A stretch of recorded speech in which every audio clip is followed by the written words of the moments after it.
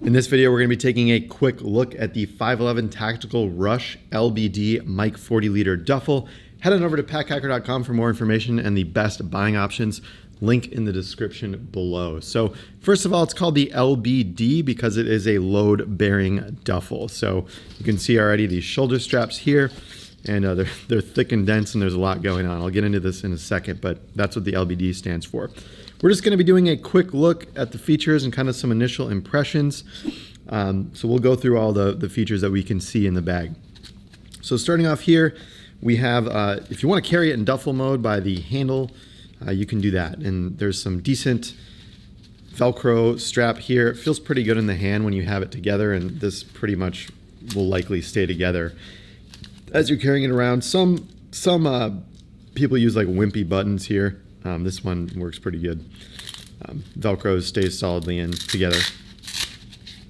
So there we go. And this on the front here is Velcro, so if you have a patch, morale patch, or anything you want to add, we have some Pack Hacker ones we like to put on bags like this, but there's an option to do that. And then it's kind of nice, you have the 511 logo here as well. So a little bit of branding there, it's subdued, and functional branding, which we can't say often. Usually it's just like a tag on things. Front here, kind of a similar thing going on with that Velcro, although this is a bunch of PALS webbing. So if you want to attach any PAL or a MOLLE accessories, you can to this PALS webbing. That's a nice feature, a nice touch. We like the ability to do that. Branding here. Compression straps on the side. If you want to pull this thing down, really tighten it up. If you want to give it a lower profile, that's an option. And then you can easily unbuckle these if you'd like. Got some nice Duraflex hardware. This thing, generally, the materials that 511 has selected and pulled together feels great. This looks like a very high denier nylon as well. Again, we'll have all the information over on the website. I'll link in the YouTube description below, so if you want to check out any of the technical details.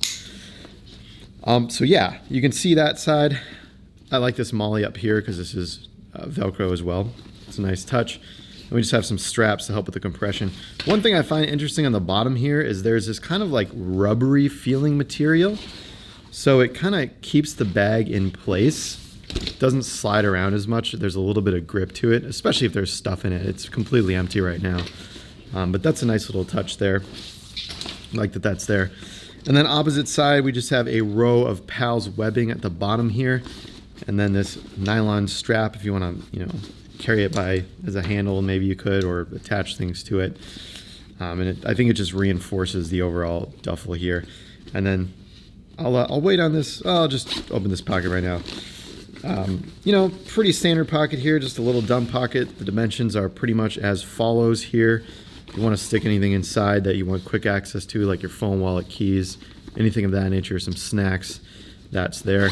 And then I like the little bit of the fabric welting here. So without that, you just see the zipper exposed.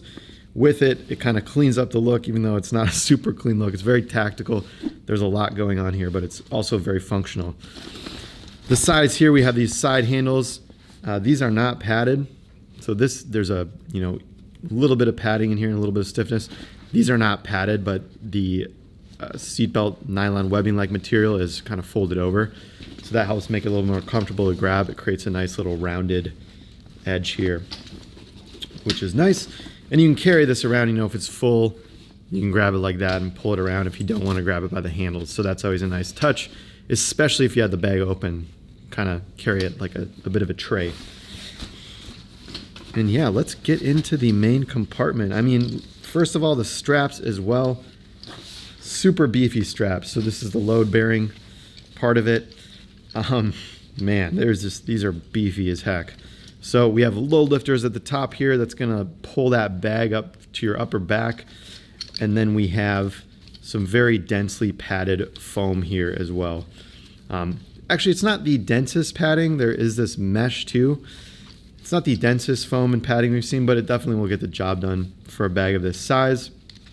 And then we have these buckles here as well. Rows of little PALS webbing. I suppose these buckles are if you'd like to take the straps off.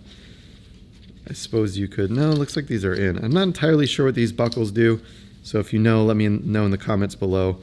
It's probably over on the product page as well.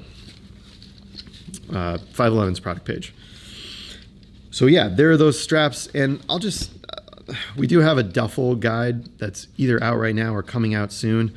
We do have some opinions on a backpack style duffel, which we share in that guide. So if you're curious to know, make sure to head over and check that out. The short of it is that we usually don't, this just isn't as comfortable duffel style wearing it as a bag as you can with a pack, you know, that has a frame sheet, to it and is a little bit stiffer as well. So, you know, it's nice. You have the option to wear it as a backpack if you want, but generally, you know, we would recommend getting a backpack instead for a little bit more comfort. Let's open up the main part of this bag now. When you open it up, it's a pretty cavernous space, and that's nice. That's what you want in a duffel. You just want to dump stuff into it and not even think about it. So compression sacks, packing cubes, that'll all work with in here and keep everything nice and tidy. You can also just dump stuff inside of it too, and you have ample cavernous space. It's a very deep duffel. And then little mesh pockets on the top here. One last little design detail that I like and I think is cool. These paracord zips are on the opposite sides of one another, so you can always tell which is which. So you'll create a mental model. If it's this way, you know, it's the upper pocket. If it's right here, it's the lower pocket. I think that's a really nice touch.